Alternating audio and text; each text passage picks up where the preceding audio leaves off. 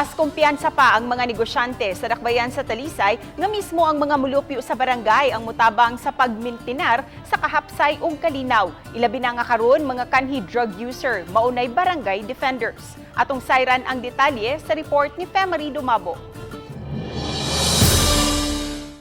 Giangkon sa Pangulo sa City of Talisay Chamber of Commerce, Trade and Industry, Cyril Velasco, nga usa sa rason sa hinahinay nga pagsulbong sa negosyo sa syudad, mao ang kamino sa nitabong krimen. Mong ilang gisuportahan ang gimugna nga mga barangay defender. It's not good for investors to pour in their money in the city na ikaw human maalkansi ra gyapon di ay kay walay mo anha because everyone is afraid to go out, everyone is afraid to go there because basig tulison. Ganihang buntag lang nanumpaw sab sa katungdanan ng mga Tapul defenders. Mga drug surrenderees sila sa barangay.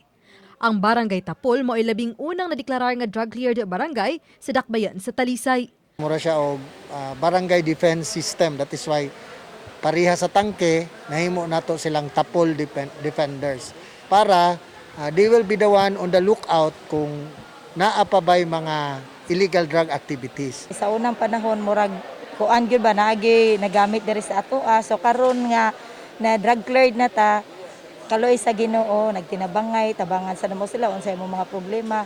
Si Mayor Samsam Gulyas nga mao'y nangulo silang pagpanumpa ng hinaot nga kining matang sa grupo manakod sa uban pang mga barangay.